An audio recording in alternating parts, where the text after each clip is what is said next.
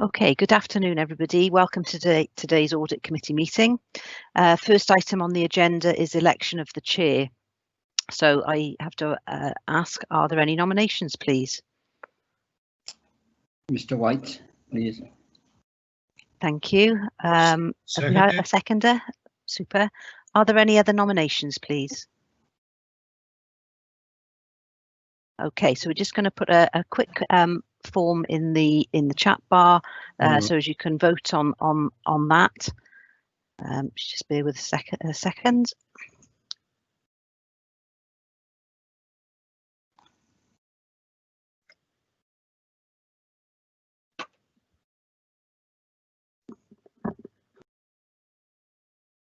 That's not your test one, is it? No, it's not the test one. Okay.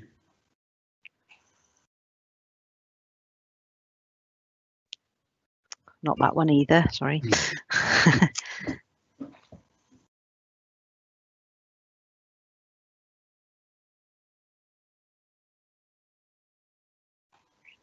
Okay.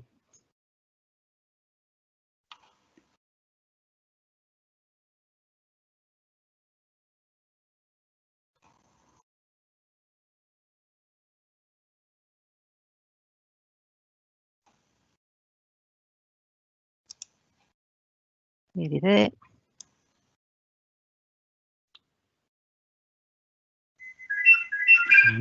Yeah.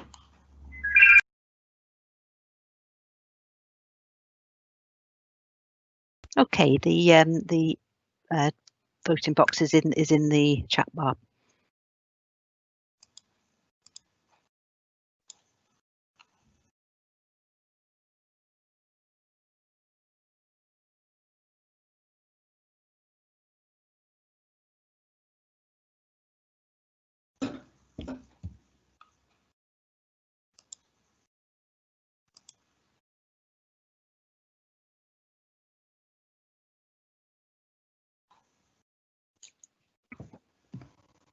I haven't got mine, Wendy. Something odd, yeah.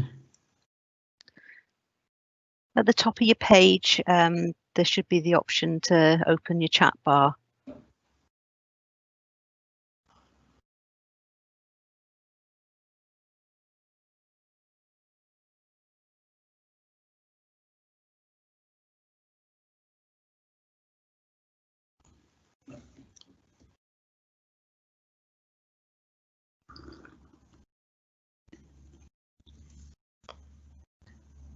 I see we're having some messages coming through that some people are finding it difficult to join the meeting. Yeah, Wendy, I'm sorry, I'm being very ignorant. Which is the symbol for the chat bar, please? Right, at the top of the page, there's like a square speech bar that you can open. With a little Upside down diagonal down at the bottom, a tag at the bottom. That's it. Only it's not at the bottom, at the top, it's at the bottom, you see, to confuse me. Okay. It says show conversation. That's it. I'm there. Thank you. Right. Now, okay, can you see the voting box? Yes, I'm fine now. It was the fact that it was there. Right, I'll mute.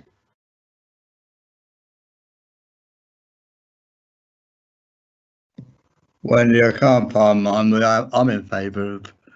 Okay, White. that's super. So we have a majority, so Yeah, I'd like to hand over the chair to Mr. White now, please.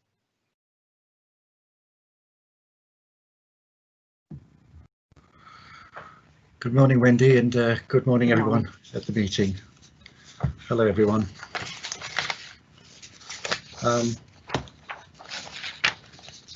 I'd like to welcome everyone to this meeting of the Audit Committee, which is being held fully remotely. The meeting is being held in accordance with emergency legislation.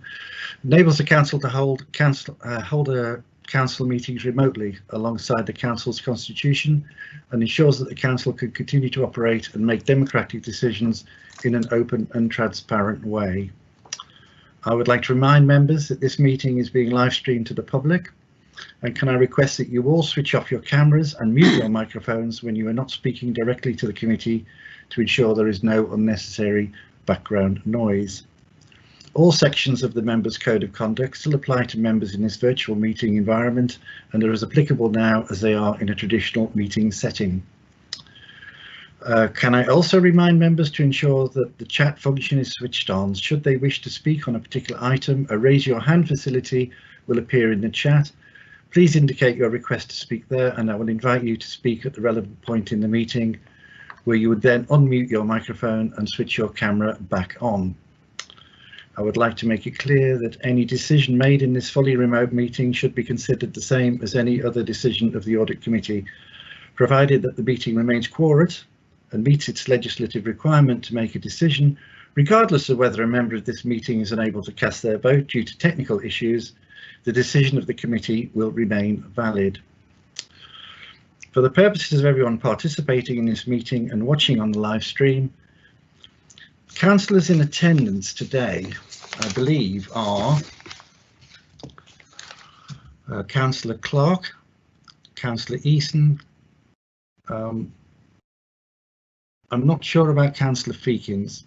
I've got Councillor Higginson, Councillor Lane, Councillor Murphy, Councillor Smith, Councillor Strong, Councillor Watkins, and I'm not sure about Councillor Jones.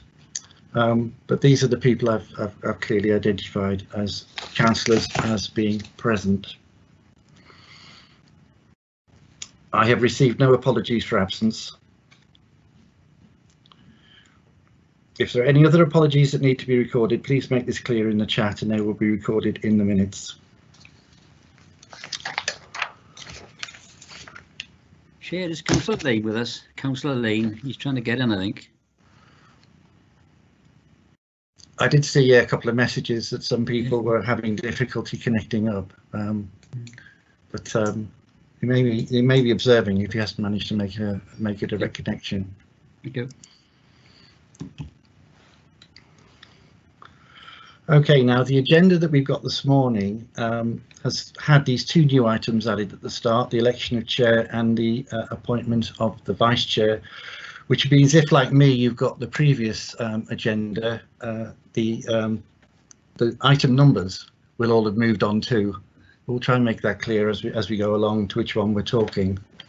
But the first item of business today is the appointment of a vice chair. Can I have any nominations, please? Jim Higginson, Chair. Yeah, I'll second that, Chair.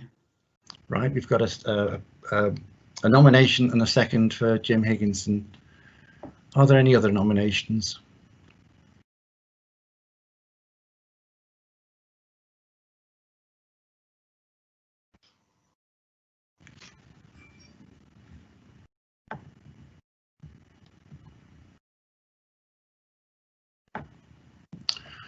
I presume not then. So can I ask the clerk whether you want to arrange a vote on this item?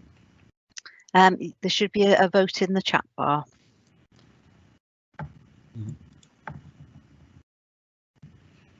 Oh, there it is.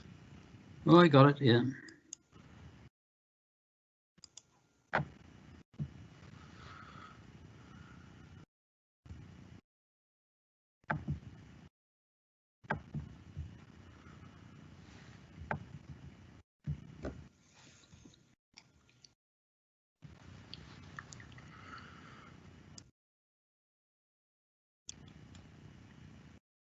We have a majority, Chair, so that's fine. All right, if that's all right with everyone, congratulations, Councillor Higginson. Thank you very much.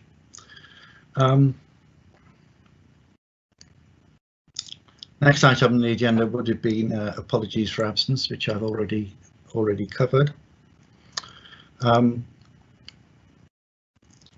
Declarations of interest. Members to indicate expressions of interest in the chat. So if anyone wants to indicate an expression of interest and you want to put that in the chat now, I'll invite you to speak and explain the nature of the interest.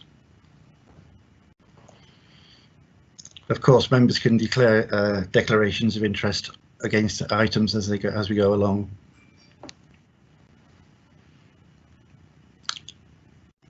Just got one personal declaration from Councillor Easton about Monmouth Farm Trust.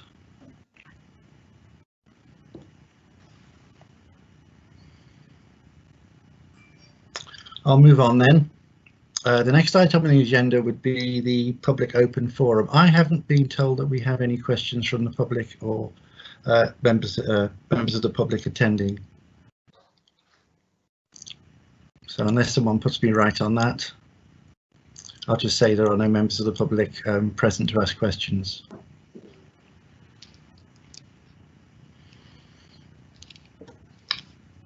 I'll move on then. I've just had a request from Peter Davis that the anti-bribery risk assessment paper, now number 11 but previously number 9, should be taken early in the meeting because Mr. Davis has urgent business. So I propose to take that immediately after the next item, which is going to be the action list from the previous meeting, currently 6, previously 4.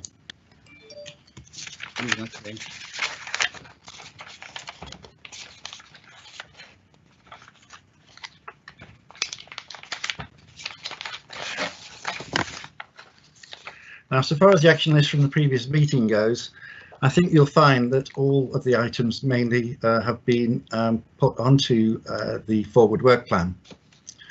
For example, the first one on performance management is now on the forward work plan for 26th of November. The same with the unfavourable audit opinions agency work report from Mr. Watson. That will be on the agenda for 26th of November.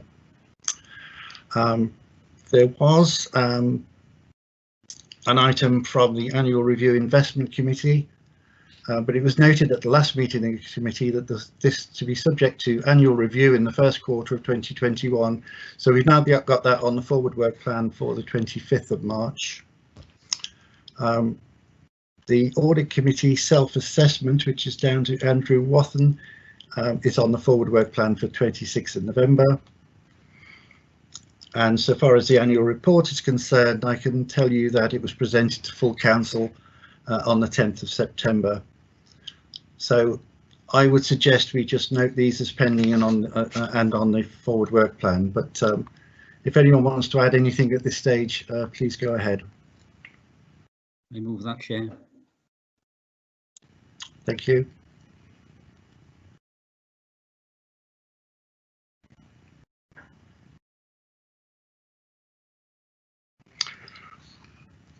Right, I think that's clear then that we can move on.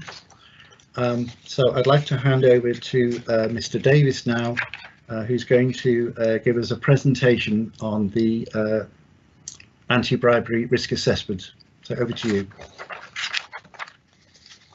Thank you very much, Chair. Can I just check in the first instance? Can you hear me okay? I can. Okay, I'm just going to show my desktop so I can bring the presentation up. Just give me 1 second, please.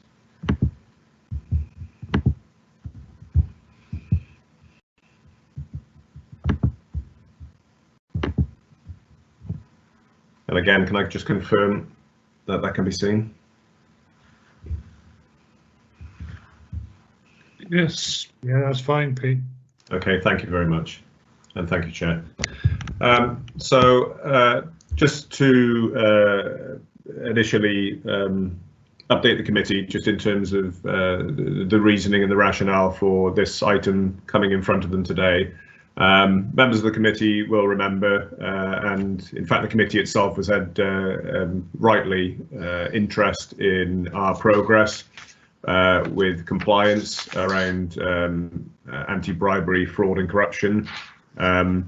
It came as a consequence of, on the one hand, 2 subsequent limited audit opinions that were received a couple of years ago. And clearly we've been on a path since then in driving improvements, and I guess Audit Committee has come along with officers in the journey, in our journey of improvement. So the purpose of today really is to provide sort of brief update, just to sort of refresh members' understanding of that journey, and then to talk to the risk assessment. And this is in fact the second annual risk assessment that we're bringing in front of Audit Committee. So just in terms of those objectives, I am just going to just ever so quickly touch on the key aspects of the current anti-fraud, bribery and corruption policy and the matters around the internal audit reviews and where that's got us to. And then finally, touching on the risk assessment itself, and I'd like to talk around some of the proposed next steps. But I think it's important for me to say, whilst matters of anti-fraud, bribery and corruption are clearly an authority-wide matter, responsibilities extend and reach out from end to end. I take on the chief officer responsibility for such matters that is assigned with me, and I work very closely with Andrew and in fact the internal audit team in supporting me work that we do elsewhere and across the authority. In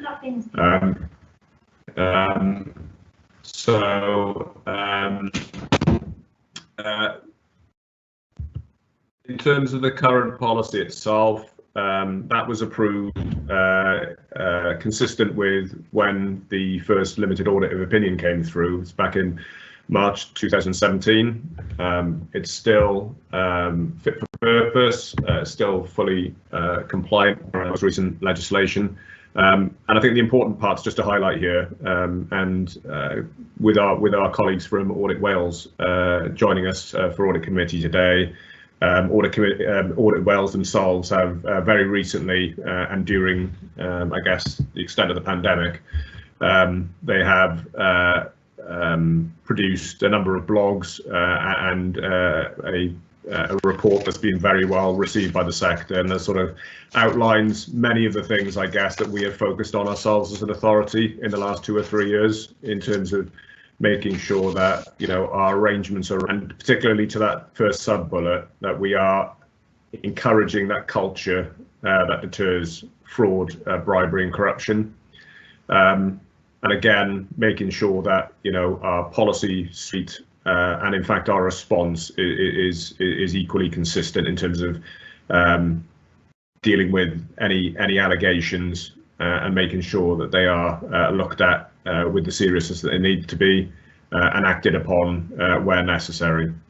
I don't need to tell you, just in terms of the council is one of the most significant employers in the county, and in terms of throughput, you'll also be aware of the significant sums of money that pass through this council in any one particular year, arguably and even more so in the current year, as we are being used as a vehicle in some respects for passporting of some significant funding through to businesses, through to the social care sector, and again as a consequence of COVID response. And I'm sure you will all have seen quite a lot of commentators in the media highlighting, I guess, not just the fraud risk that is existing at this time, but actually the evidence of frauds having been committed, and we've had those ourselves, and myself and Andrew will talk to them now shortly.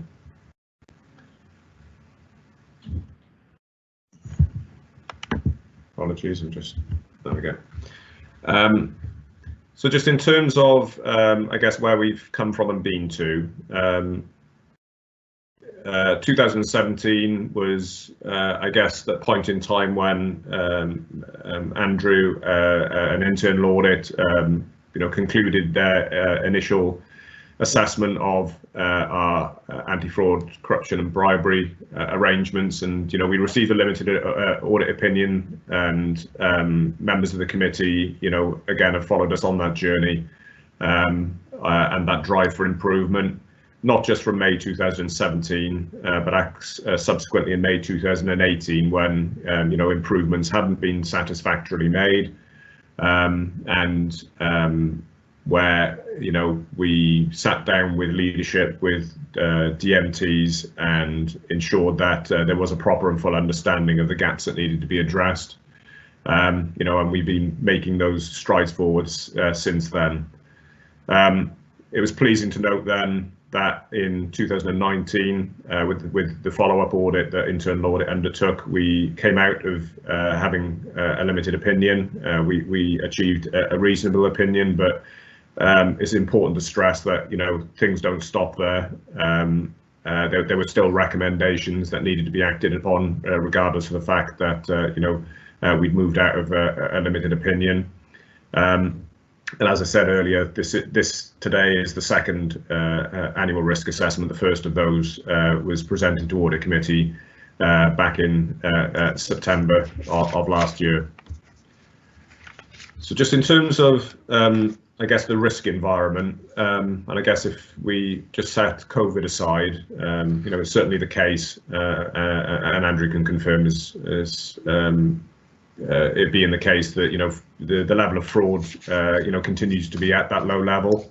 You'll sort of see on screen there the sorts of areas that sort of resides in still as a sort of a repeat pattern. You know, and we've not had again, and it's important to stress that we have again not had any definitive cases. So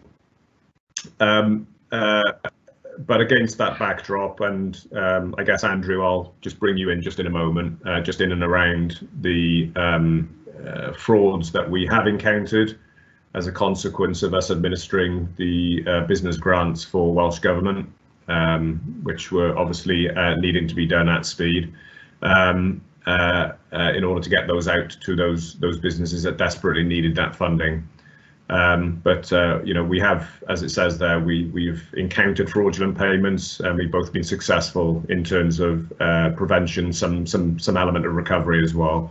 But before moving on, Andrew, would you be happy just to maybe just provide some sort of further comment, and just to sort of provide further information to the committee? Yeah, sure, Peter. Good afternoon, Chairman. Good afternoon, members. Yeah, in terms of the business support grants which the government was giving out to local businesses in Monmouthshire, the internal audit team got involved in an extensive counter fraud exercise, and overall I think we had 1,800 plus applications for grants. We distributed well over £20 million worth of grants to local businesses, which was encouraging, but inevitably there were one or two that were fraudulent, which we identified.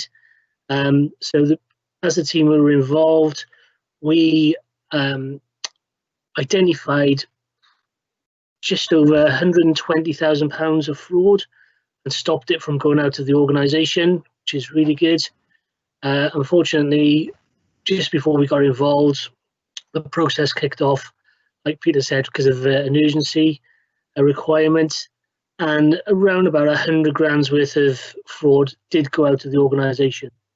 Putting that into context with the £21 million grant payment in total, of that 90 grand that went out of the organisation, we've been in touch with the police and our bankers, and we've recovered around about £45,000 of that. Thanks, Chip. Thanks, Peter. Thank you, Andrew. That's really helpful, and clearly we'll, and if it's okay with you, Chair, we'll take questions after I've been through the presentation.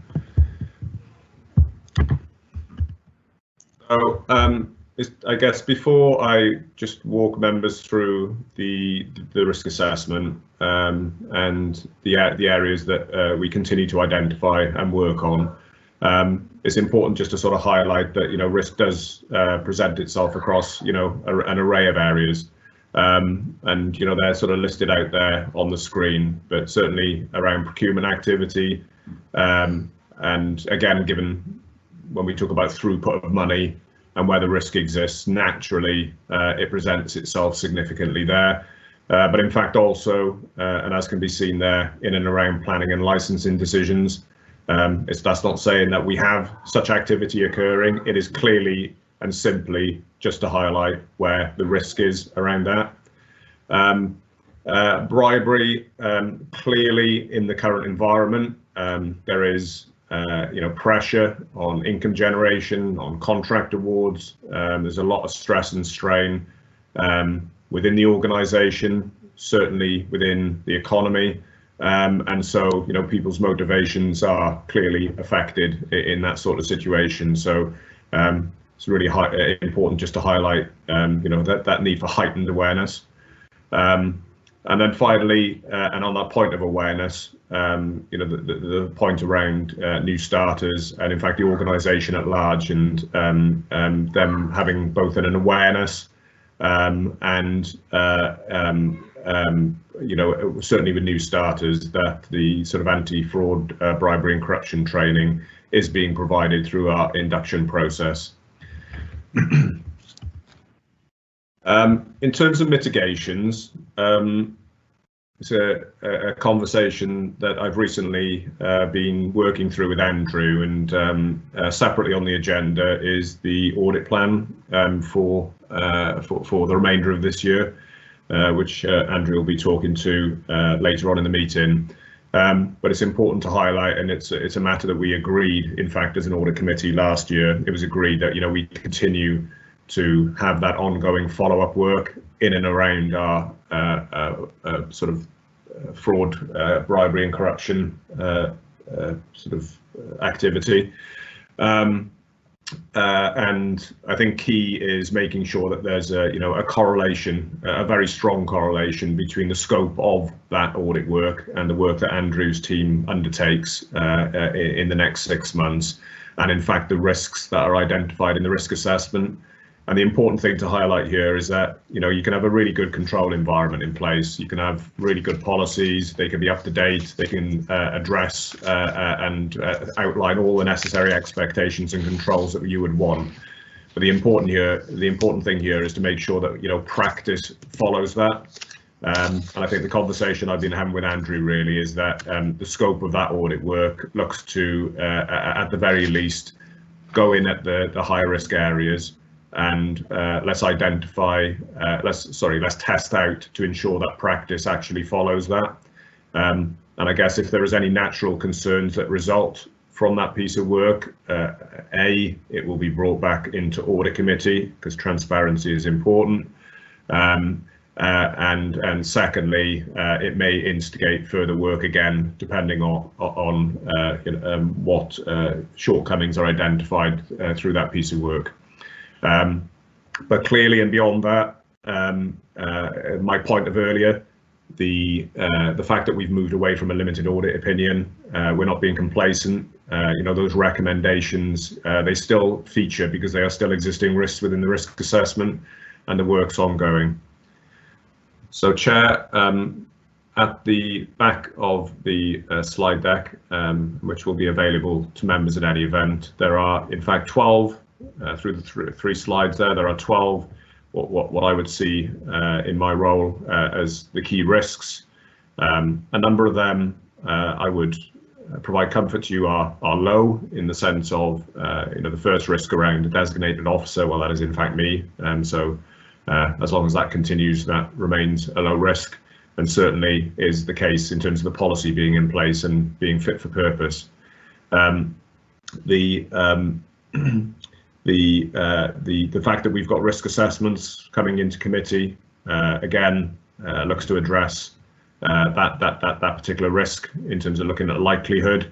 But to my point of a couple of minutes ago, it's important that is linked strongly to the continued annual follow-up work that Andrew and his team undertake.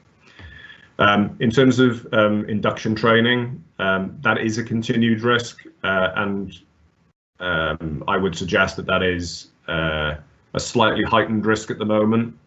The reason for that is because clearly staff are not frequenting offices at the moment, and that equally applies for new starters. Staff are required to work at home unless it is deemed essential for the delivery of their roles. And in terms of induction, that has now been adapted and delivered virtually. One of the unfortunate consequences of that doesn't allow for the anti-fraud, bribery, corruption training element to be delivered. So that is one issue, but in terms of a point forward, Andrew and in fact our corporate training lead John McConaughey are actively developing a piece of training, online training, that we can not only look to provide to new starters, but in fact, as you'll see on the next risk, more widely to our organisation, and so that we can set an expectation that there is an awareness across the organisation. It comes back to that culture piece. In terms of risk 6, which refers to disclosure of interests, our code of conduct was updated, as it says there, in late 2017, but again we continue to ensure that staff make annual declarations and they're reminded of that, so that remains low. And similarly with the whistleblowing policy, that is up to date and available to staff. And then I guess we then get into the procurement risks themselves, and they centre themselves around contract awards, signing of contracts, matters around risk 9 there, just in terms of assessing the history of bribery for anybody that we're obviously procuring works or goods through. Similarly, in terms of risk 10, in terms of tender evaluation, and that not just being done by one person, not inappropriate signing off of exemptions and matters around contract management. And the reason why I've just quickly gone through those, that's not to just they are what I would suggest are probably the more significant risks. It is simply to highlight that the confidence I will look to secure is through the work that internal audit would look to undertake, together with the ongoing discussions that we're having with our procurement team, and in making sure that it's not just a case of our contract procedures rules, our buyer's guide, satisfactorily covering those things off, but making sure that we have got a good line of sight on, all the major significant procurement activity, whether that's when contracts are awarded or when contracts are varied during the life of a procurement, and making sure that in fact, we have compliance. So Chair, that's the end of my presentation. I'll remove that from the desktop, and I guess together myself and Andrew will be very happy to respond to any questions. Thank you very much, Mr. Davis. I have a hand raised from Councillor Easton. Would you like to ask your question? Thank you, Chair. Thank you, Peter. Thank you, Andrew. Yes, in terms of risk assessments 1 to 12, we dealt with a lot of those in various meetings over the years. But I come back to the one on your slide regarding against the backdrop of COVID-19, etc., and fraudulent payments. That is new to us as a committee, and I'd like to see in the future some response to actual activity which is fraudulent. But come to the point you made about cybercrime or fraud, one or the other. You said you had 1 or 2 cases of fraud. Yet it's £120,000 you consider to be fraudulent, of which you've got back about 45,000. Is it 1 or 2, or is it more than 1 or 2? How do you recognise that level of fraud? And how do you go forward if this policy of help from the Welsh Government comes back to us again? Can you expand on those 2 points about fraudulent payments, please? Thanks, Councillor Easton, and if through you, Chair, I can respond. I'll start off in the first instance, and I think Andrew will come back in and probably reinforce a couple of the points he made earlier, and I may well then close off again. So I think you're absolutely right. I think there is, well, it's not just an expectation. I think it's happening as we speak. We've administered a number of grants for Welsh Government and on their behalf, initially with those sizable pots of business grants. We've had startup grants that we've had to administer, childcare grants we've had to administer, and most recently as part of the Cultural Recovery Fund freelancer grants. And I don't think it's going to stop there, because I think local authorities will have a role in terms of the local lockdown grants that have recently been announced by Ken Skates, the Minister. So and it is likely to continue. I think we're all cognizant of the fact of where we're at the minute with COVID. You know, we had a period of some slight relaxation, and I think we're going back into a period of more restriction. So I think there are clearly going to be further packages of government support, and I think local authorities will clearly be looked upon to continue that administration. So just in terms of providing some level of comfort, and Andrew will probably reinforce this, there was lessons very quickly learned on the business grants, you know, because we had to move so very quickly, you know, and that was Welsh Government who would, you know, the funding body, that was Welsh Government's request and requirement, and I guess things have caught themselves up now and very quickly. So we've got, you know, really good arrangements, robust arrangements in place in terms of ensuring that we're looking to prevent as much fraudulent activity as we are able to. So in my sort of Section 151 position, I'm comfortable that, you know, the arrangements are appropriate going forward. Andrew, do you want to come in just in terms of responding to maybe some of the specifics that Councillor Easton has just referred to? Yeah, sure, Peter. Thanks. Just to put into perspective, the business grants that were coming through, depending on rateable value, were either £10,000 or £25,000. We initially identified 6 cases of potential fraud, and we spoke to and referred to those to the police and to our bankers. As a consequence of more applications coming through, we then identified a further 4 potential fraudulent applications. So in total, we've identified 10 fraudulent applications. I haven't got the figures in front of me in terms of how many were 10 and how many were 25, but the figures were around £120,000, which we stopped from going out to the organisation, so which meant we didn't pay the grant in the first place. Of the 90 or so £1,000 that did go out to the organisation, the bank were then involved, the police were then involved, and as a result, we have recovered around about £45,000. So it's not widespread. We did have over 1,800 applications in total for grant, and the team did a number of checks to identify the frauds in the first place internally. Then we were doing live checking with an external agency against a national UK fraud database for individuals and for limited companies. And then they fed back to us probably within a 24-hour timescale to highlight any potential concerns that they had from their database.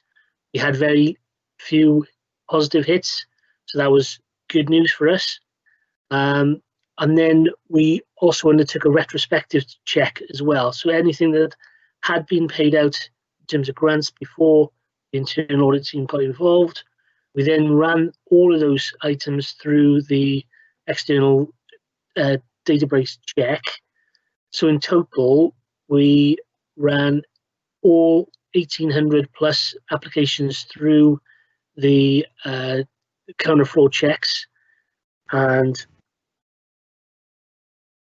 only the 10 that we initially identified were deemed to be fraudulent. So hopefully that gives you some sort of context here in terms of the response of the level of fraud and the value of fraud, specifically with the business grants. Thank you, Andrew. Thank you, Mr. White.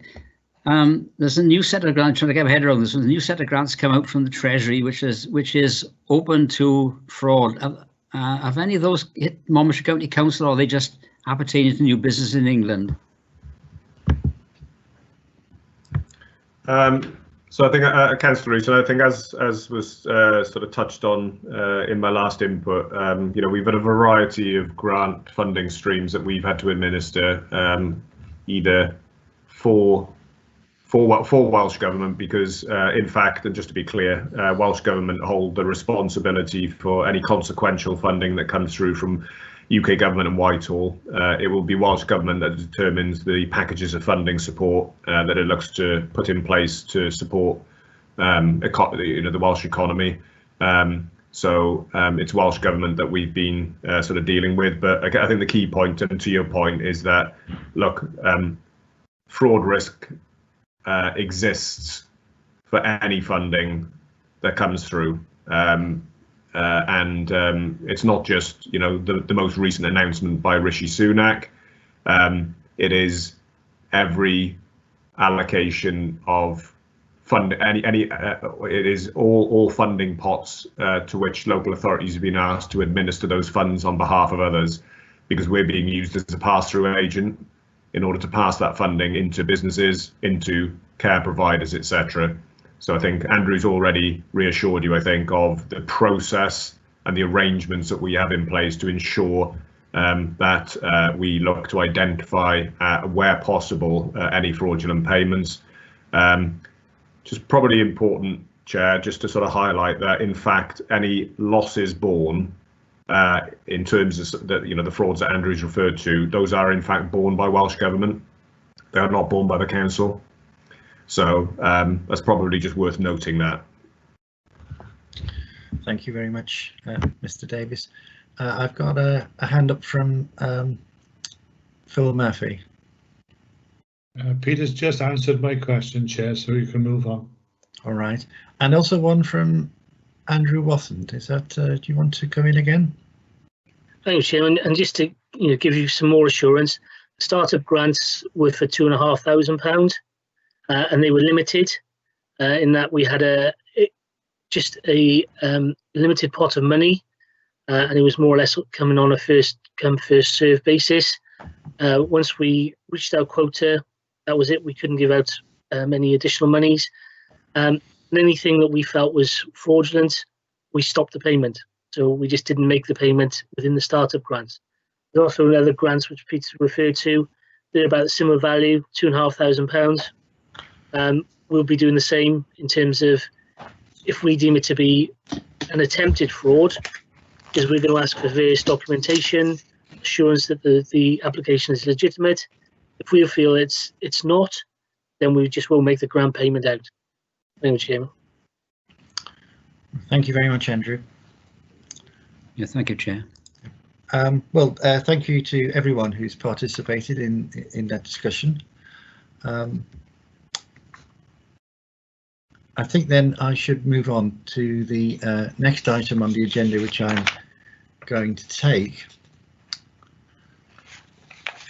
which is now agenda item 7, previously 5, Freedom of Information and Data Protection Act, Breaches and Subject Access Request Report, and this is to be given by Sian Hayward. And could I just say where officers and other contributors to the meeting are making a contribution, might just be helpful to let us know your job title before making your presentation. But I'm just going to hand over to Sian.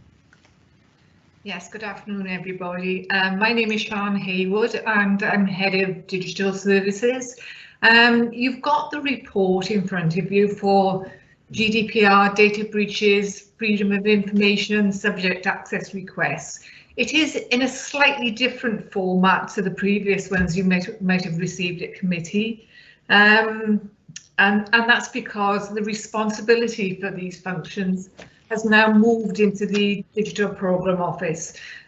What I'd like members to do today is have a look at the report, have a look at the statistics, make various queries and points, and please discuss how we may better present the statistics in future to make them more meaningful to people. I will have a couple of suggestions as to more meaningful ways of recording things, because we've now got a new digital system for it all. But I would just like to get your views on the report first. I'm not going to go through the report in detail, so I'm quite happy to sit here and take your questions and queries. Okay, thank you, Sian. I'll just remind the committee what the recommendation is in your covering paper, which is that the Audit Committee scrutinise the report and request any further clarification of the information within it. We also invite members to discuss how we could improve the layout of the data provided or any level of detail that might make the information more useful and meaningful in future reports. But I do wonder whether, Sean, whether you don't feel that there might be some main points you wish to make. Yes, certainly. I'll make some main points for you now. I think that where we're looking at previous year's statistics, you will notice that in the year 2018-19, I didn't put any statistics in the report. And that's purely because the change in the administrative services, it meant that we didn't have that data readily available in a digital format. However, I've gone back and we've carefully looked at some of the previous records. So where in the first table you've got the statistics, no statistics available for 2018-19, we do actually have some now, and I believe that if you were to look at the difference between the 2019-20 and 2017-18, the numbers of requests we received in that year was 1,080. We closed 1,035 of those requests, and 78% of them were closed on time. There weren't any internal reviews. Now, an internal review is where people have queried the results of their freedom of information, and it's just for me to go back and actually check their administrative processes and actually whether the service departments in supplying that information are working within the legislative arrangements in place. Because sometimes, you know, understandably, people are really busy and they may not have the time to do it in the detail that legislation requires. There's an increasing pattern of requests received. And when I say that, it's not the numbers of requests received, it's the complexity of the requests received. If we were to go back into the early stages of freedom of information, you will find at that point that very few freedom of information requests were coming through, and they would literally take minutes to deal with.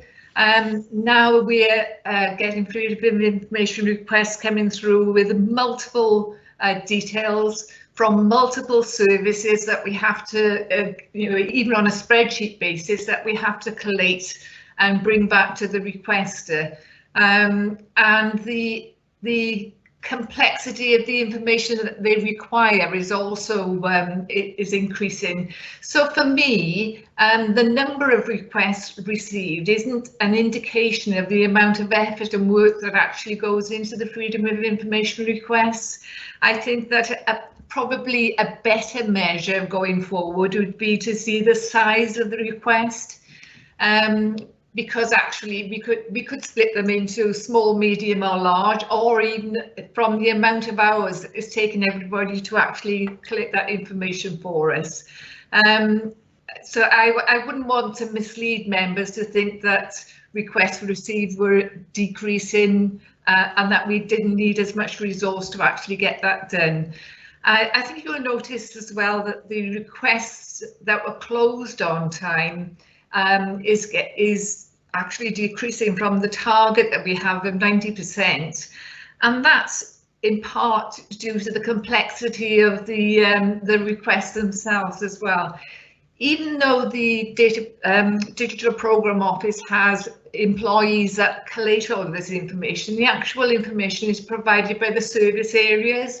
So we pass it on to service areas. Those service areas are trying desperately to get some of that information. It may be on paper, it may be digital, and we're using the information that we're receiving from service areas to recommend how they may store that information in digital formats so that we can signpost people to the answer rather than spend loads and loads of time looking for it. And it's the response time, the closure time, is also affected by we still got some manual records that we have to look through and redact before we can send them on.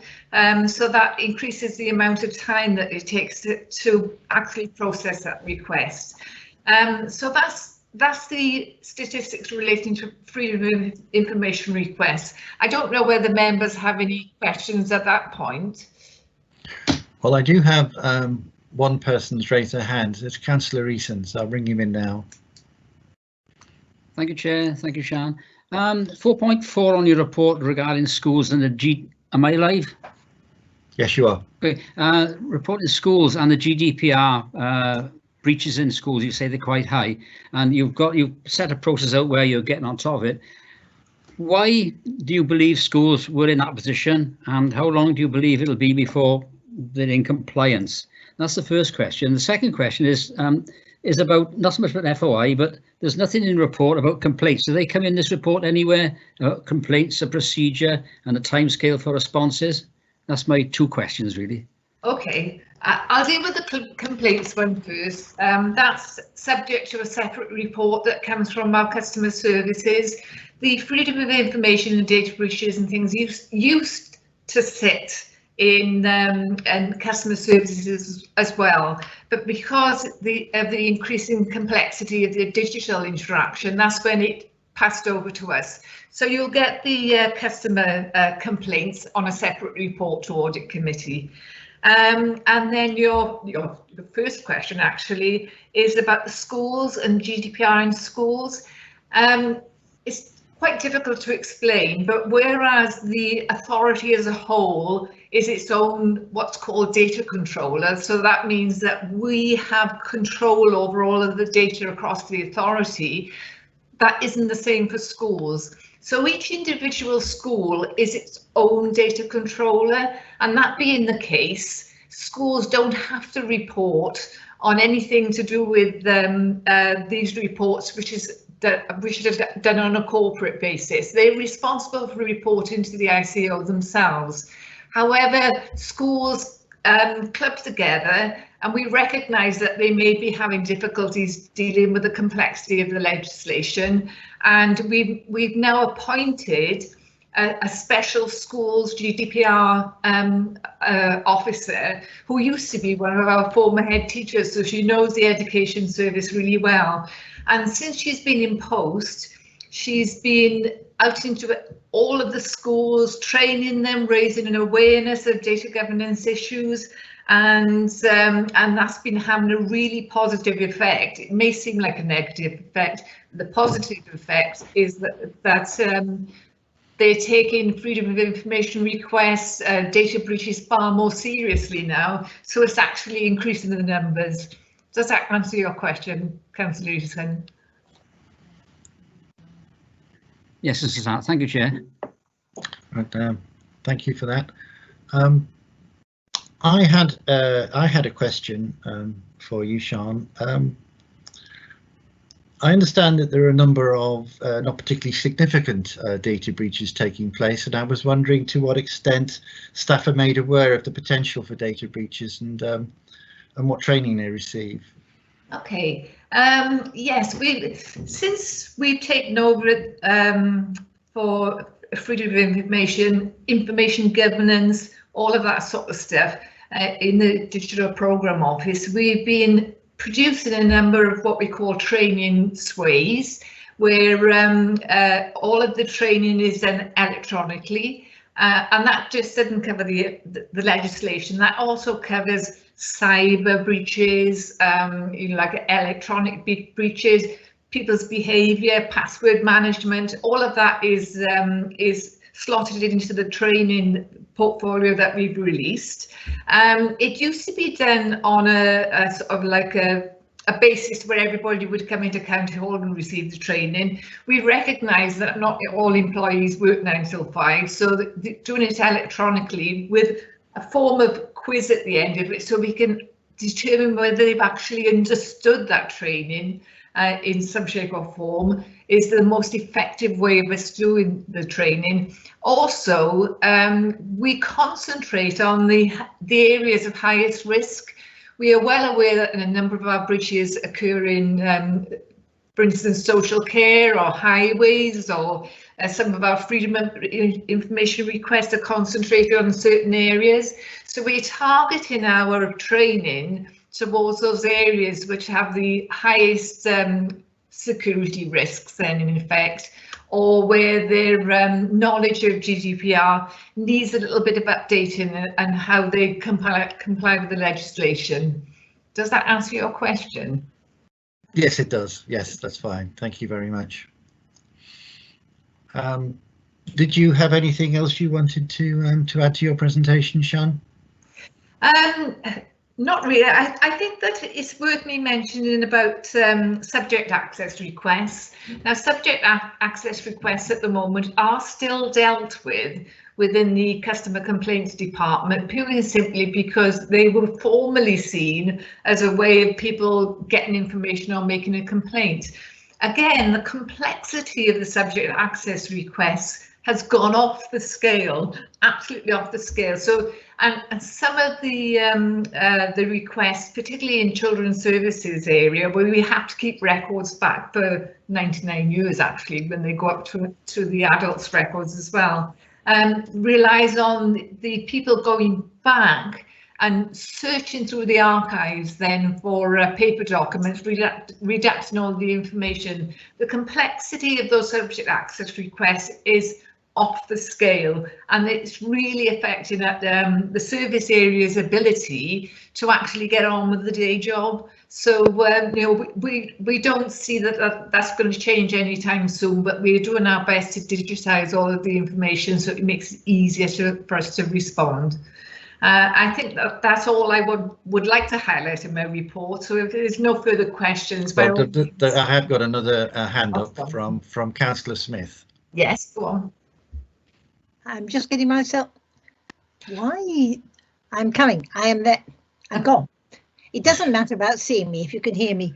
We can hear you. Yes, you're here. But it would be useful if there could be an indication of the time and the cost of freedom of information questions, because if people were really aware that it costs money, it might cut out some frivolous requests. But wouldn't want to see a system saying, OK, can we identify the time, which adds additional work? If it's just a rough log that goes along, I think it might be useful. I don't know. Thank you, Chairman. Bye-bye. I can respond to that. I absolutely agree with you wholeheartedly, Councillor Smith, and I think that's a way that we will need to go. There is a deadline of 18.5 hours on each freedom of information request. So if the request is expecting us to take up more than 18.5 hours of officer's time to respond, then we can limit that down. 18.5 hours, when you're talking about 1,000 requests per year, does add up to an awful lot of time, but that is in the legislation. Change that legislation, unfortunately.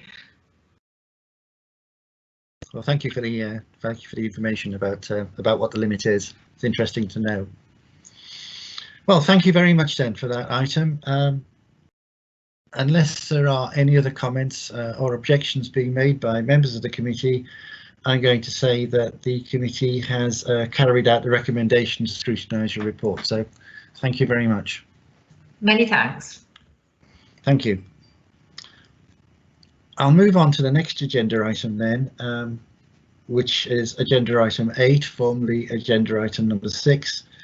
The adequacy of reserves update, which is going to be for Jonathan Davies to introduce, and I'll just note the recommendations that the Audit Committee note the forecast usage of reserves for 2021 as contained within table 21 in the report and for future years.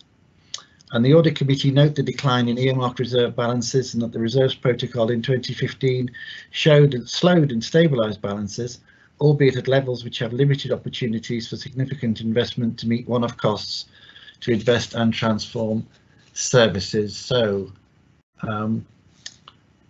over to Mr. Davies, please. Actually, I missed out one of the recommendations because I had my papers out of order. And that one was that the Audit Committee note the council fund balance remains at the lower end of 4%, 6% indicator of acceptable and prudent levels, even when taking account of the one-off specific replenishment of the council fund as part of the 2019-20 outturn, and specifically relating to the financial response to the COVID-19 pandemic and the medium-term financial plan. And I know I'm reading your words back to you, Jonathan, but I think it's sometimes a good idea just to get the committee to focus on what our objective is. So over to you. Thank you, Chair. Can I just check you can hear me okay? Yes, you're fine. That's great. Good afternoon, members. For those of you who don't know me, I'm the Finance Manager with the responsibility for central services. So the adequacy of reserves report last came to Audit Committee back now in July 2019. So this update is well overdue in that respect, and you know, the focus on the authority's ongoing reserve levels. Firstly, I think it's important to note that this periodic focus by Audit Committee is becoming increasingly important now, more than ever, in terms of when looking at the ongoing pressures that the authority faces in terms of balancing a revenue budget. And also when looking at the medium-term financial plan. And you know, I'm not going to regurgitate the report, but you know, those pressures in terms of increasing demands on services, reductions in funding streams, and obviously the extraordinary events that we've experienced this year in terms of the flooding in February and obviously the outbreak of COVID-19. So a robust level of reserves can play an important part in the authority's ability to mitigate some of those financial pressures I've touched upon, and can aid in bringing long-term stability to the budget. But I think it's important to note here that reserves are a one-off source of mitigation of those pressures. So I think in terms of the report itself, it's hopefully in a familiar format to those that have come previously to this committee, and it outlines the proposed usage of reserves both in this financial year as well as the projected levels in the medium term when adding in the usage that's in the medium term financial plan. So just to touch upon those balances, in respect to the council fund, which to remind members is the authority's unallocated reserve, the report does continue to note that the balance remains at the lower end of the 4% to 6% indicator, and that's even when taking into account that one-off replenishment that the Chair touched upon in the recommendations of the report. In terms of earmarked reserves, and those are the allocated reserves for a specific purpose, the report does show that there is still a declining trend in those levels, despite the protocol implemented back in, I think, 2015 by Cabinet to slow that decline. I think it's important to note that obviously a period of financial austerity has meant there's been limited opportunities to replenish those reserves, and they remain comparatively low. What I have included in this report is an all Wales analysis. So this takes the combination of the authority's council fund and earmarked reserves together, and compares it to the level of the authority's net revenue budget. And when taking that across an all Wales position, it shows that Monmouthshire is at the lower end of the scale at 8.6% compared to an all Wales average of 17%. Now, obviously in isolation, that might not be considered a significant issue. Obviously, it depends a lot on where along the process that authorities are in terms of combating their financial pressures. But I think when you combine that fact with the continued low funding settlements that Monmouthshire continues to receive, and the increasing demands and the current economic outlook, it does create a significant risk that the continued gap in reserve adequacy can't be reversed when looking at the medium term in terms of our budget. In terms of the reserves protocol, just wanted to note that this will now be reviewed as part of the forthcoming budget and MTFP process as we work through the autumn. And it's now planned that this protocol will also cover the usable capital receipt balances and not just those the council fund and earmarked reserves, as I've just mentioned. I think finally, just to touch upon schools reserves, and I think it's important to note the positive trend that's currently forecast during the financial year. So at month 5, I think 5 less schools were forecasting to be in deficit at the end of this financial year than they were at the start of the year. Of the 12 that remain with a forecast deficit, they are in the process of agreeing recovery plans, and those plans will be agreed and finalised with the schools. And obviously, those with significant deficits will have continued monitoring by the cabinet member for CYP and resources. I think that covers the main points from the report, Chair. So happy to take any questions on it.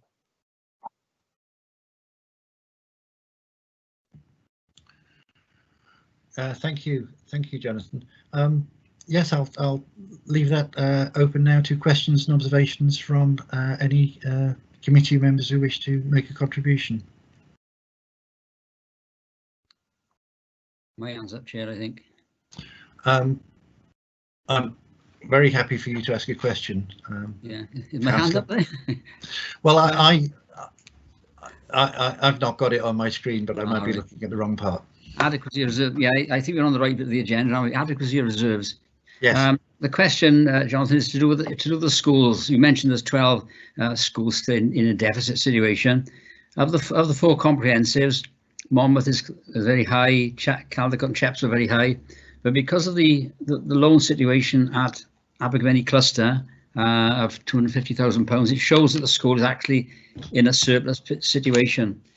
How do you explain the repayment of that loan, and is it a logical course to take to show that school being in a surplus when it's got a debt of £250,000 to be paid back somewhere? Yeah, thanks, Councillor Easton.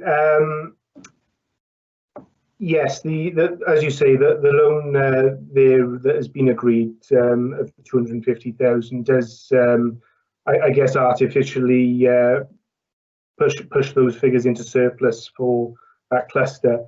I think it's maybe something we can look at, not just for this report as it continues, but also, this mirrors the format that we produce as part of the financial monitoring, which goes to cabinet. So I think whether we can maybe add some narrative to this to explain that fact, or enhance the narrative, or potentially alter that table so that, as you state, it isn't artificially increased in terms of the surplus. So yeah, if we can take that away as a point to look at, Councillor, and we can come back to you next time. Okay, thank you, Chair. Thank you. Councillor Strong.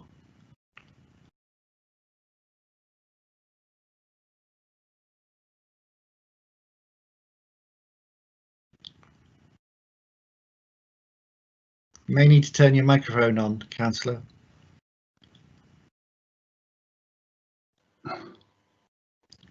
Okay. Yep. You're there. The Monmouthshire reserves are 4.76%, and really that's more or less due to the 1.8 million received on the VAT recovery. As far as the average council reserves are concerned, they're 17% of their actual expenditure. 12 councils above average, and in fact one council is 34% above the average. I just wondered, obviously we're poorly funded and we need to get the Barnett formula reviewed. It's 50 years old or so now, and I think there's been one minor review in that time. I wondered, Jonathan, if you could tell us what the position would be if we had the average Welsh allowance from Welsh Government, how much we would need to more or less to put our finances in a sound order. It's a difficult one for you to answer probably, but if you could give us a guesstimate, that would be helpful. Thank you, Chair. Jonathan, you able to answer that? Thank you, Chair. Thanks for the question, Councillor Strong, and obviously it's multifaceted there, quite a few issues raised. In terms of if we were funded at the average for Wales, I can't give you an immediate answer, but for every 1% of what's called equivalent financing, we would have an increase of, I think, 900,000 in funding. So I think that probably gives you an indication of, you know, the shortfall in funding that creates when we are funded at the lower end. Obviously, in terms of the actual ratios, yes, I think the second part of your question was around those levels. So in terms of Monmouthshire being is 8.6%. I think the thing to note with that chart that you were referring to is that when taking an all Wales position, authorities may well be in a different position in terms of their investment in reserves. So, you know, authorities with a lower level of reserves may well have invested up front into services and tried to create service improvements that over the long term will reduce funding pressure. So it is a tricky one to really gauge an opinion from, but I think you know, what the chart does show us is that kind of overall picture that we are at the lower end. So I'm not sure if that's fully answered your question, Councillor, but if you wanted to come back, I'm sure you can. No, that's fine. Thanks, Philip. Okay, thank you. Thank you, everyone. Councillor Smith. Coming back, Chairman, I honestly, we don't get fair funding in Monmouth. We keep saying we don't. I think if the public understood and could clearly see how the funding is applied, straightforward, I don't like the term idiot's guide, but a simple basic sheet that I could hand to people when I'm being blitzed about what's your council doing, this, that or the other, to actually make them understand that really we don't receive a very fair system. And I would welcome the opportunity to work with an officer and put something together that other members might find useful, could hand to the public so they start to understand the finance of this council and the problems that we have. Thank you, Chairman. Mr. Davis, I wouldn't want to commit officers to anything at this stage. It's a difficult time for us all. Lots of extra work to do and so on with the pandemic and that. But I wonder whether it would be possible for Val to meet someone from the finance side just to see what's involved in that. Thank you, Chair. Yes, I think you know, that could well be a good idea. I think as we look forward to the budget process now over the autumn, which will culminate in some public consultation events during January, I think that's an ideal opportunity to maybe model something, or maybe a more concise document, as the councillor alludes to, that that may outline that in a more straightforward way. So yeah, happy to take that as a point to come back on, Chair, if that's okay. Thank you very much. Thank you. Right, thank you, everyone. Well, unless there are any more questions and observations from members of the committee, I'm not seeing any more hands up, so I'd just like it minuted that we have addressed the recommendations in your paper as requested, Jonathan. So thank you very much for that. I'm going to move on then to further items on the agenda. It's items 9 and 10 now, previously 7 and 8. But what I'm going to do is, because the two items are linked, one being the audited statement of accounts and the other being the audit of accounts report from Audit Wales, also sometimes described as the ISA 260 response to accounts, I'm going to ask Audit Wales to introduce their paper first, which I think will be Gareth Lucy. And if you could give us a précis and an account of what's in your report, then I'll ask for a response from Jonathan Davis. So, yep, Gareth, do you want to go ahead? Yep, thank you, Chair. And just to check that everyone can hear me as well. You're definitely there. You're definitely on. That's great. You're a little bit quiet for me, but okay. Well, hopefully we'll sort that out. I'll try and speak up a little bit. Yeah, that's better. That's great. Okay, but just to introduce myself, I'm Gareth Lucy. I'm the audit manager responsible for the audit of Monmouthshire County Council. And with me here today as well, we have Anthony Veal, who's the engagement director for the audit as well. So here for you today, just to present our audit of accounts report for the 2019-20 financial statements of Monmouthshire County Council. So this is our standard audit report that we issue each year to all of our audited bodies, just to summarise the findings of the audit and any issues that those charged with governance need to be aware of. In previous years, I believe we've also issued to you a separate joint progress document, which used to summarise some of the recommendations coming out of our audit work. What we've done this year to try and streamline everything together is to bring those recommendations into this report as well. So they're just one point of reference. So just in case anyone was wondering where that document is. Hopefully everyone's had a chance to read the report in detail, so I won't pick through too much of the detail for you, but I'd just like to flag up 3 of the main headlines, if that's okay.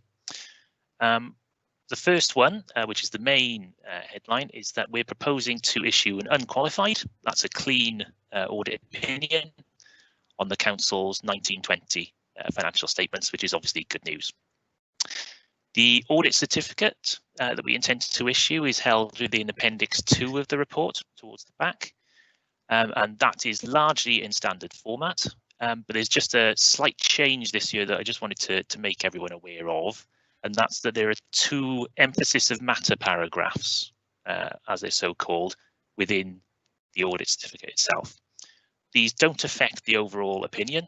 It's still an unqualified, clean opinion, but it's just to flag up some uncertainties that are raised by the valuers of assets held by the council. So, for example, it's land and buildings, investment properties, and some assets within the pension fund. As a result of COVID-19, as I'm sure everyone can imagine, there's a fair amount of uncertainty regarding the valuation of certain assets, and so valuers raise them to the bodies presenting accounts, such as Monmouthshire County Council. The council has correctly disclosed it in their accounts, and then we have just raised those couple of paragraphs in our certificate to draw attention to those disclosures. So again, no impact on our overall opinion, but just to explain why those paragraphs are there and why they haven't been there before.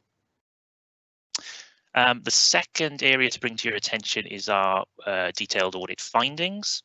You'll see in Appendix 3 of the report, we've got a schedule of our overall corrections. So those are corrections that we've identified during the audit process.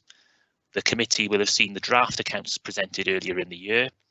It's the final audited accounts that are being presented today, and those accounts incorporate all these amendments that are listed within Appendix 3. So we're satisfied that those corrections have been made to this final version. There is one correction that hasn't been adjusted for by the council. That's set out on page 6 of our report. It's a relatively minor correction of just over £250,000, so nowhere near our materiality threshold, and just relates to a technical adjustment relating to the accounting process for interest-free loans held by the council from the Welsh Government. It's a fairly technical point, doesn't impact on the council's general fund, but is reported just for members' information, because that technically that accounting treatment isn't in line with the CIPFA code, which are the required standards to attain. And then the final point I just wanted to raise your attention as well is our recommendations arising from the audit. So you'll see in the body of the report on over pages 7 and 8, and also within Appendix 4, we've just identified 3 areas that we'd like the council to focus on next year, in terms of potentially, certainly in terms of looking ahead to next year's audit, which will be to more stringent timelines and deadlines. So the accounts will need to be drafted, audited and certified by the end of July next year as legislation stands. So with that in mind, we've identified a few areas where we feel the process could be streamlined or looked at for next year. And that's us working together with finance to try and improve that process overall. So again, those recommendations are just raised for attention in the report, and responses from Peter, John and the finance team are included in that report as well. Other than that, I don't have any other major points to raise. I just wanted to thank all finance staff and other staff within the council involved in helping us get this audit over the line. And also, I'd just like to place on record our thanks to our staff as well. I think given the challenges that everyone's faced as a result of the COVID-19 pandemic, I think everyone's responded really well to the challenge that we've had at hand. So thanks really to everyone involved. And on that note, I'm happy to take any questions.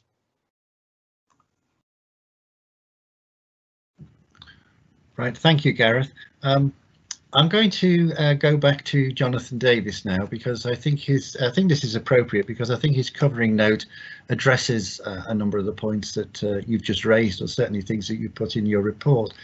So it'll be a Monmouthshire management response to the audit. Although at this stage, I would like just to note that we do have an unqualified audit report.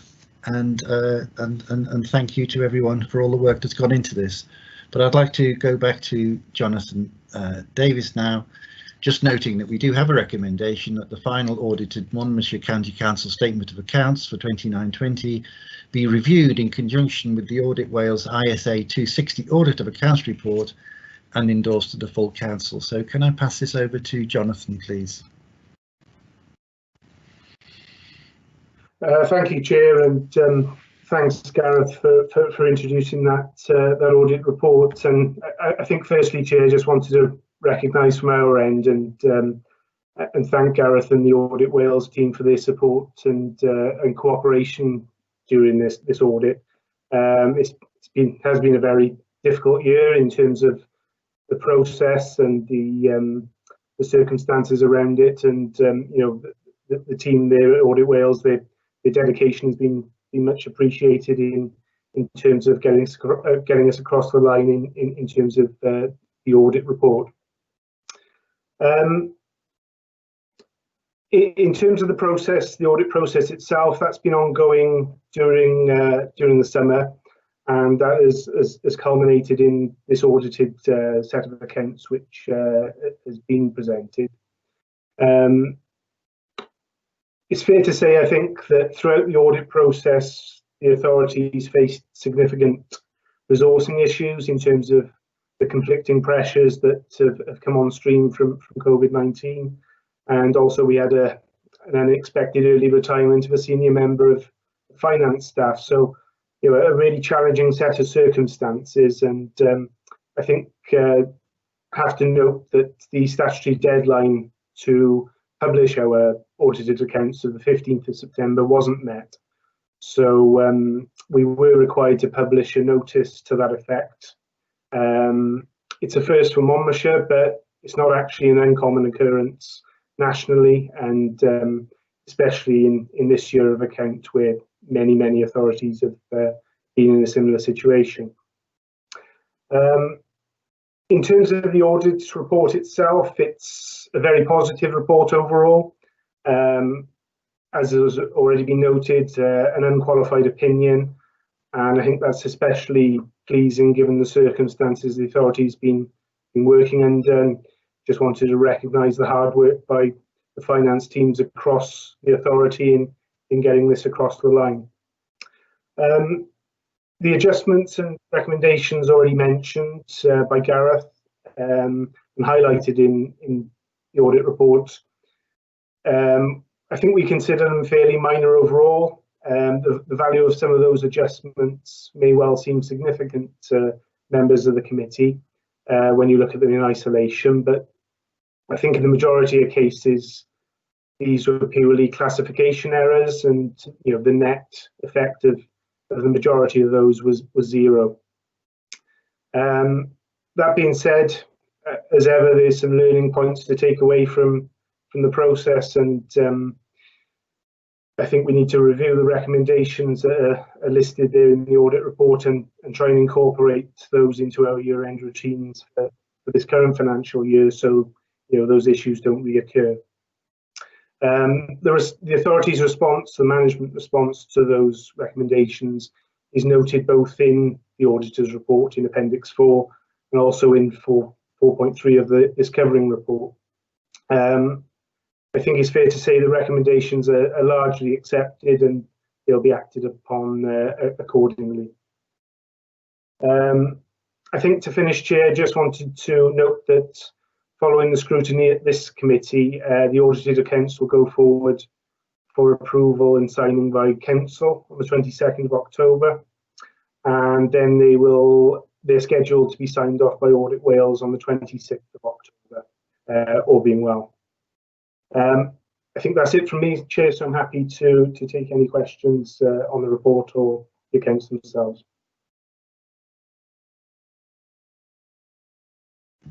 Thank you very much, Jonathan and Gareth, and thank you very much, Audit Wales, for your contributing to the meeting today. But I've got a question from Councillor Easton.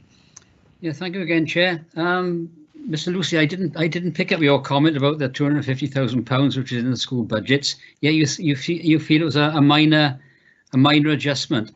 How minor do you believe in terms of Monmouthshire County Council accounting for that particular amount of money going forward? I didn't pick it in your report, but I did pick it up in Monmouthshire's report.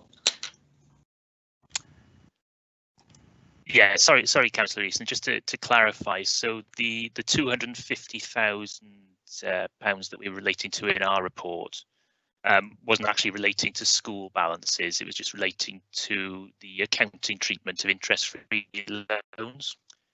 So the treatment that was followed wasn't strictly in line with the requirements of the SIPFA Code of Practice for local government accounts. So as a result, we've included that in our report. Wasn't it the same £250,000 that went into the school budgets?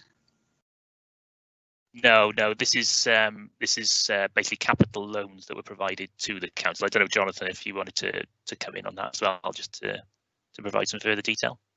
Thanks, Gareth. Yes, Councillor Easton, Gareth's absolutely right. It's a separate issue regarding some loans received from Welsh Government. So totally separate from the. All right, okay. The last one. No problem. Right on. Right. Is there anyone else who wants to ask a question? Councillor Smith. Please. Somewhere in the report, the governance statement and the audit things, there was a reference, and I cannot. When I first read it, it said a vehicle fund or vehicle creation of 3 million. I think it was 3 million, and nowhere in the accounts, because I automatically thought wearing another hat. Gosh, that's an expensive fire appliance, though it's obviously a monetary thing, a monetary value. But I can't see anywhere in the accounts where it's referred to once again somewhere, but I can't define what it is, please. A special vehicle. It was termed a special vehicle, and I'm blowed if I can find it at the moment. So could somebody tell me exactly what it was, please? Or is? Well, I don't know if Mr. Davis will be able to answer that question from where he's sitting now. I think I can probably help, Chair. I think there may be some confusion around the accounting terminology. So I think the reference to the 3 million is probably in relation to a special purpose vehicle, which is a form of arrangement that we have. And in this instance, it relates to the CSE Foundry and the fact that we are, it's the right way around. Yes, it's CSE making sense. Yeah, it's making sense now. You said about the foundry, yes, and there's a reference to that further on, because it was just the amusement it gave me that I thought, no, it's not got wheels on it. Thank you, you've cleared it. Thank you, Chairman. That's no problem. Okay. Chair, just to clarify, it's 3 million that has been deposited with the authority on behalf of CSE Foundry. So that's a balance sitting in our borrowing balance on the balance sheet. So to sum up, this particular vehicle is nothing with wheels on it. It's a financial arrangement. Is that right, Jonathan? That's correct, Chair. Yeah. Okay. Thank you for that. I'll just see whether anyone else wants to ask any questions or make any observations. Anthony Veal. Thank you, Chair. Just introduce myself. My name is Anthony Veal. I work with Gareth, and I'm responsible for the external audit as the financial audit director for Monmouthshire. And I just want to say my big thanks to colleagues in Monmouthshire. It's been a tremendously difficult year this year with everything going on. I think Jonathan mentioned them being pulled into different priorities, so the accounts process was difficult. I think not just preparing a set of accounts under remote circumstances, but then assisting the audit as well through the summer has been exceptional. You'll have seen the accounts on the agenda. It's in excess of 100 pages. It's an extremely technical, complex document to put together, and that takes some doing. And I think ultimately, the only reason this process works is that we work in harmony with yourselves, work as a team.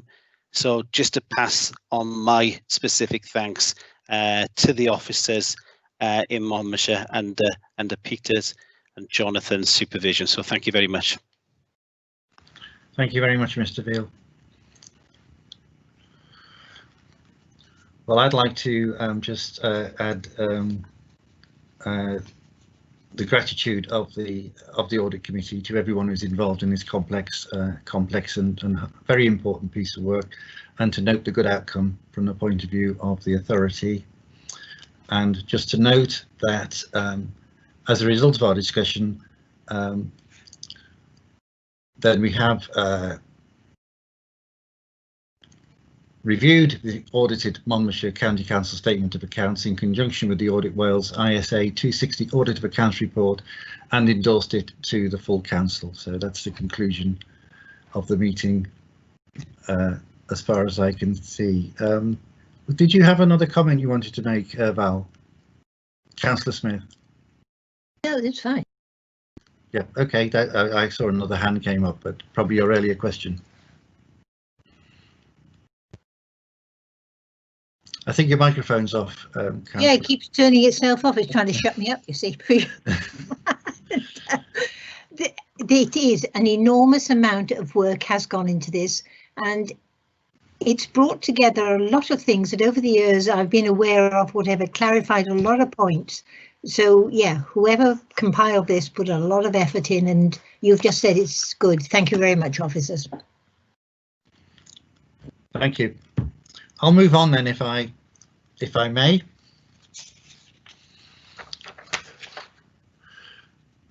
We've already had the presentation on anti-bribery, so I'll move on to agenda item 12, previously 10, The internal audit outturn report. This is for Mr. Watson to introduce. And the recommendation is that the audit committee endorse the outturn report.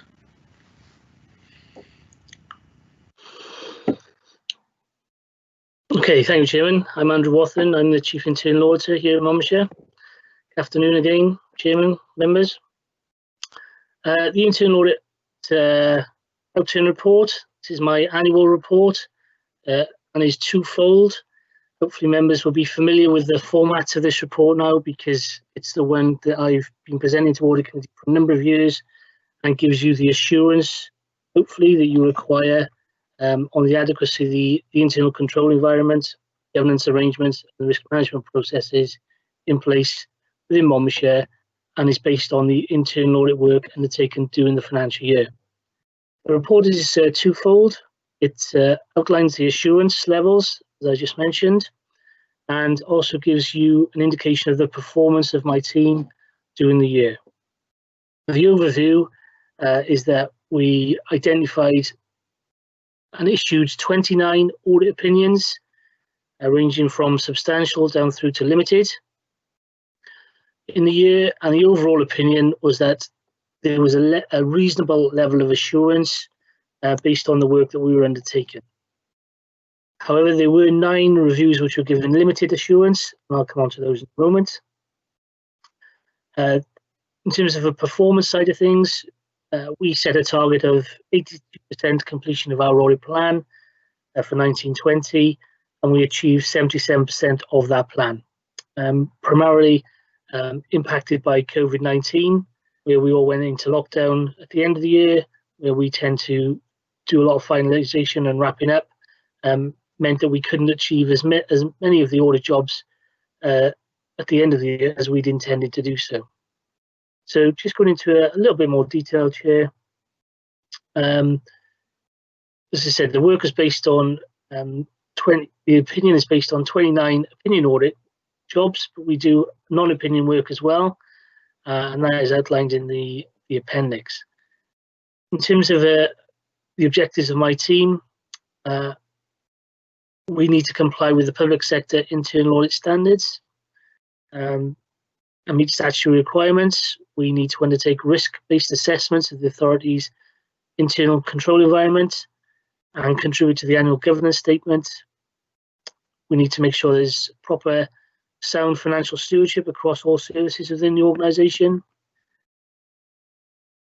And we support senior leadership team in terms of the issues we identify and the objectives that they've set out, making sure that they are met across the organisation. So the overall opinion is based on a number of opinions which we've issued. So if I could refer members to the table in paragraph 2.4, page 147148 of your pack, that shows the audit opinions which we've issued in 1920 compared with the 2 previous years, and the different levels of assurance as well. So substantial is our highest level of assurance, going through to considerable, reasonable, and then limited. We've identified limited assurance. I will be reporting back to Audit Committee a separate report to give you a bit more detail as to why we deemed those particular reviews to be limited. So members can see that we did issue 29 opinions, 2 substantial, 11 considerable, 7 reasonable and 9 limited. And our aim is to cover as much of the authority as we possibly can in the financial year and cover off the high risk areas. Peter mentioned our fraud involvement already this afternoon, and we do allow a certain amount of time to undertake some special investigations in relation to fraud when they are reported to us and any allegations are made, and we consider the risk of fraud when we are in our planning process determining which jobs to undertake. The 9 limited audit opinions are noted in para 4.3 on page 149 of your pack. And you note there that although there's a range across the services. We did identify originally business continuity as a limited, but on further discussions with senior management and further provision of information to us, that was a reasonable level. In the end, it was draft at year end, and we followed that up in early April to follow that through. We do get involved with non-audit activities, primarily control stationery, and we administer the imprest account process on behalf of the organisation as well. To give members a flavour of the fraud and special investigations that we've been involved with this year, that's noted in paragraph 6. There's a conflict of interest stroke moonlighting, which resulted in a travel and subsistence fraud, grant payment frauds, and unauthorised payroll transactions in 1920. I'll come on to the detail of this when I go to show the appendix here, if I could. Moving on to the team's performance, as I said, we achieved 77% of the agreed plan against a target of 82%. I mentioned the impact of COVID towards the year end, but we also had a maternity on the team from late November, which meant that our resources were depleted somewhat until the end of the financial year.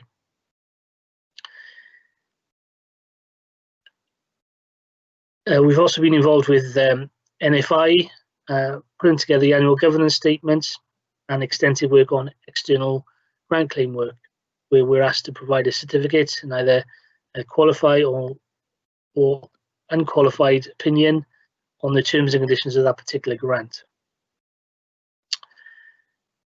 2 performance indicators which there's room for improvement on are the issuing of our reports, getting draft reports back out to our service managers, and then final reports back out following the management comments, something that we do need to work on moving forward. And myself and the audit manager are in discussions of how we can improve that process, because the issue of audit reports on a timely basis is key to making sure improvements are made within service areas. The conclusions are noted in paragraph 9 of the report, which I feel we've met the objectives as set out in the earlier part of the report. So I can just refer members to Appendix A. That sets out the definitions of our internal audit opinions: substantial, considerable, reasonable, and limited. And the intention is to give you a level of assurance based on the audit testing that we undertake, and that is based on the number of strengths and weaknesses identified during the course of our audit work.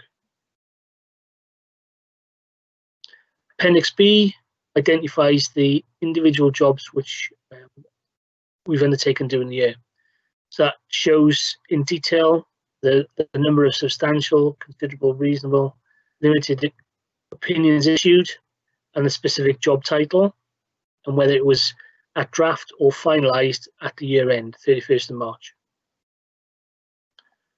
And then moving on to Appendix C, just outlines some of the non-opinion related audit work we undertake, primarily financial advice, elements of training, following up of the implementation of audit recommendations, annual governance statement, etc. And on to Appendix D, where I've identified the performance of the team for 1920 against 3 previous financial years, and there are a range of indicators within that table, most of which we are doing very well against. The 2 which I've mentioned previously is the issue of the draft and final report, which we do need to work on in terms of demonstrating some improvement. Happy to take any questions, Jim.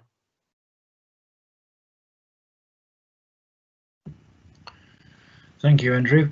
Well, I will throw that open now to the committee if they have any questions or observations for you.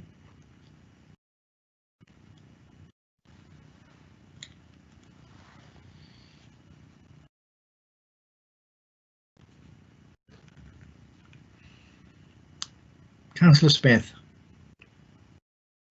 Come on. Ah, it's there. I was probably surprised to find on page 155 the 3 tourist issues.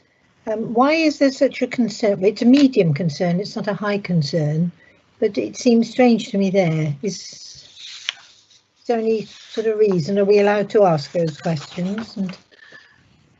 Yes, Chairman. The medium is our assessment of risk at the beginning of the year. So that is determined when we do our planning process, which is the report I'll come on to next. So the medium, high, medium or low is our risk assessment of what we think that audit job entails at the beginning of the year. We then undertake the work, and as I say, based on the number of strengths, the number of weaknesses which we have identified during the course of our audit work, leads us to a specific audit opinion, which is the substantial, considerable, limited. Within these areas, we identified more weaknesses than strengths, hence a more unfavourable opinion of limited. And what I intend doing is, in terms of the limited opinions, is bringing a separate report to Audit Committee next time round, so for November's meeting, where there'll be a bit more meat on the bone, identifying specifically why we felt they were limited. Just surprised. Thank you. Thank you. Thank you, Councillor. Thank you, Andrew. Well, unless there are any other questions or observations from members of the committee about the outturn report, I'll just note the recommendation that the committee has endorsed the outturn report. And I just note that I feel that the report shows a creditable performance for internal audit, despite the disruption that set in towards the end of the financial year. And I think there's going to be particular interest will be shown in progress in the current year, which is, of course, the subject of the plan at item 13, or previously item 11. So I'll move on then to the next agenda item, which is also for Mr. Wathen, which is the Internal Audit Section Operational Plan for 2020-21. Okay, thanks again, Chairman. Again, hopefully members will be familiar with the format of this report, and the crux of it will be in the appendix. So if I just give a very brief overview to start with, this is our plan for 2020-2021. Apologies for bringing it to Audit Committee so late in the day, but we have been impacted quite significantly by COVID-19. So we originally set out a plan for the whole financial year, and that's included in the pack in Appendix 1. Then there's been some revisions, and then we've done a revised plan as well. So I'll talk you through that, Chairman, if I could. The COVID-19 came into being in February, March time, and we went into full lockdown late March. That had a significant impact on the team and our ability to undertake the plan as intended, because frontline managers and services were delivering, and rightly so, priority services and emergency services to the people of Monmouthshire. That meant that they couldn't accommodate the auditors when we went out. We needed to go out and do our work. We couldn't undertake any site visits, and their priorities were much bigger in terms of frontline services. And subsequently, schools were shut, which meant that we couldn't do any auditing in those schools. So, as I mentioned earlier this afternoon, the team then got involved in extensive counter-fraud work with the business grants that were coming in through Welsh Government to ensure that we were protecting public money as far as Monmouthshire was concerned. And I've already mentioned the frauds that we identified as a result of that. So that's taken up a considerable amount of our time and meant that the ordinary normal audit plan had to be put on the back burner until a period of time when resources came back to the team and things had settled down a bit across all services. And so what I've done is identified what the resources would have been available if we come back and started from the 1st of July and from 1st of October, just to give us some options. Realistically, the start date for getting the audit plan back on track was the 1st of October 2020. So I'll talk through that if I could, Chair. We also had a member of the team out supporting the test, trace and detect initiative, which was quite key within Monmouthshire. So our resources were quite depleted. That said, I felt that it's important for the internal audit team to get back on track and to provide some assurances across the board that the controls, the governance arrangements and risk management processes are still adequate to meet the need for Monmouthshire. And obviously there's a sound financial management culture within the organisation. So, Chair, if I could just go to the appendices, it might be better if I explain through the appendices what I've actually done. So if I could refer members to Appendix 1. This is the audit plan for 2020-21, the full year's plan. Based on a number of days of 841 days of audits that needed to be undertaken for the full year to give the level of assurance to enable me to provide an opinion this time next year in my annual report. That's split over directorates and then goes into detail of individual jobs which we intended to undertake during the course of 2020-21. That said, because of the reasons just outlined, if I can refer members to Appendix 2, that shows the resources we had available to undertake the audit jobs, which were 689, and the plan was to undertake 841 audit days. So we basically overplanned. We didn't have enough resources in the team to undertake the audit as planned. And what we would tend to do then is prioritise further during the year. That didn't quite work out. Revised plan as at 1st of 7th, 20. I think we can ignore that for the time being and move on to revised plan as at 1st of October. This is basically setting out our stall of the available resources we now have left for the remaining 6 months of this financial year. So our operational audit days in terms of resource available are 382. The audit plan is for 438. So again, the plan is under-resourced by 56 days.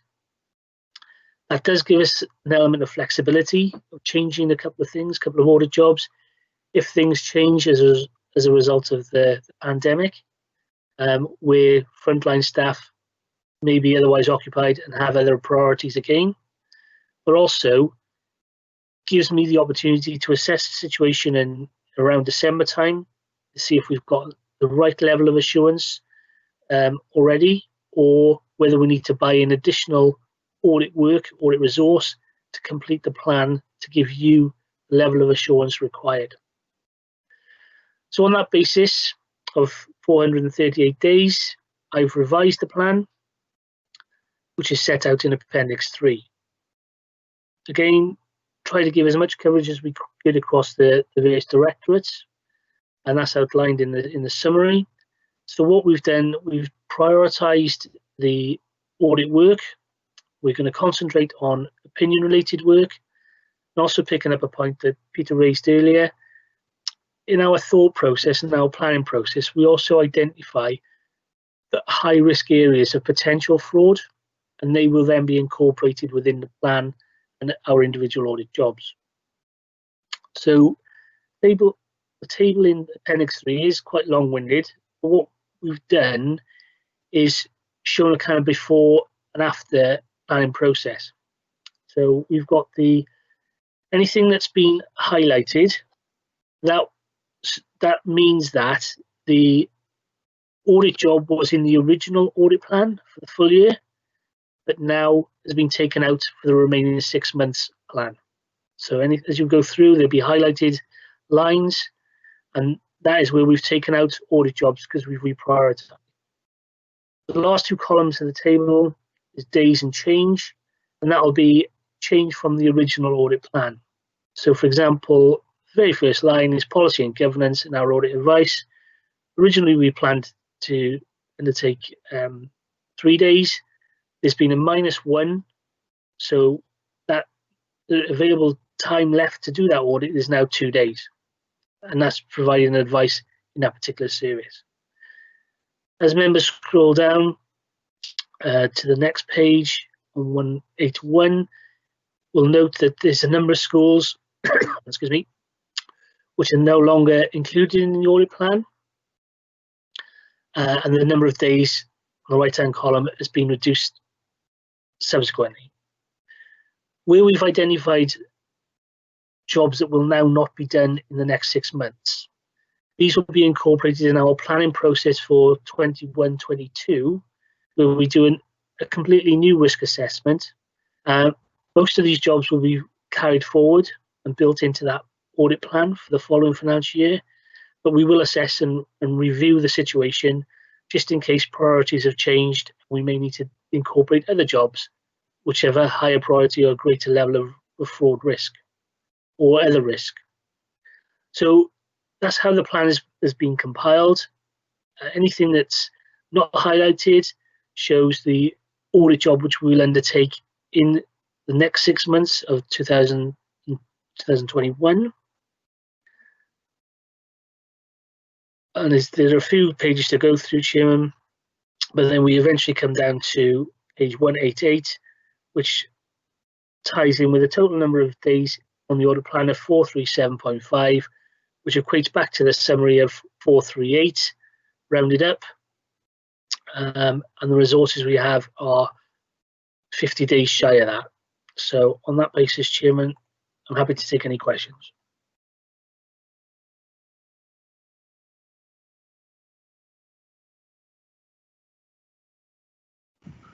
Yeah, thank you very much, Andrew. I will now throw that open to questions and observations from members of the committee. It strikes me from what you've been telling us just now and what we were talking about earlier in this meeting that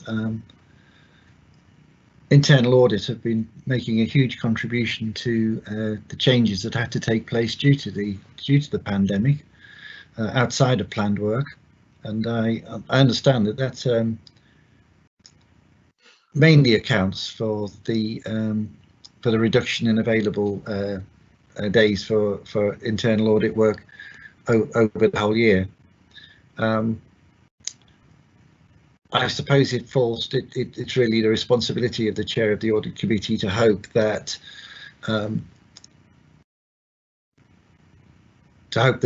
audit work is to continue at the level it needs to continue at. Internal audit work continues at the level it needs to carry on at, given that the incidence of the special circumstances we're in could lead to more opportunities for waste of resources or fraud or so on. So I think that's possibly a message both to management and to councillors about the need to prioritise its work as far as possible.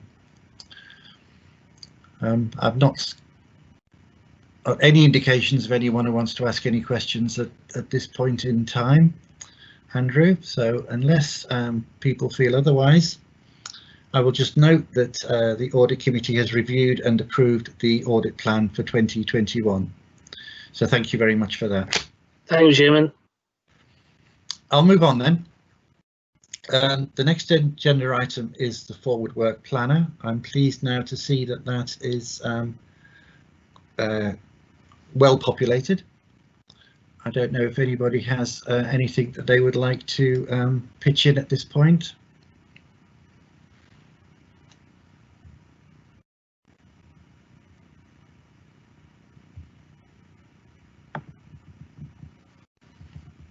You just make a verbal comment if you want.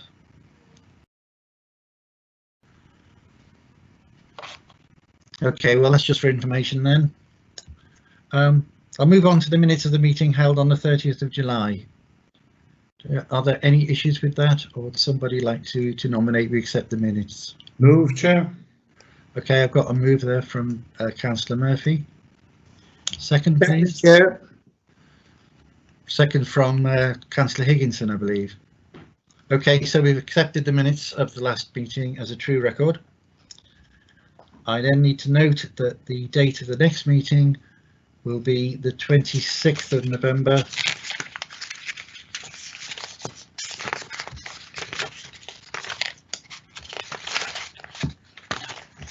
Yeah, 26th November 2020. So I'd like to thank you very much, everybody, for participating in this remote meeting, which we've just held, which I believe has been a success. So thank you very much, everybody. Thank you, Chair. Thank you, Chairman.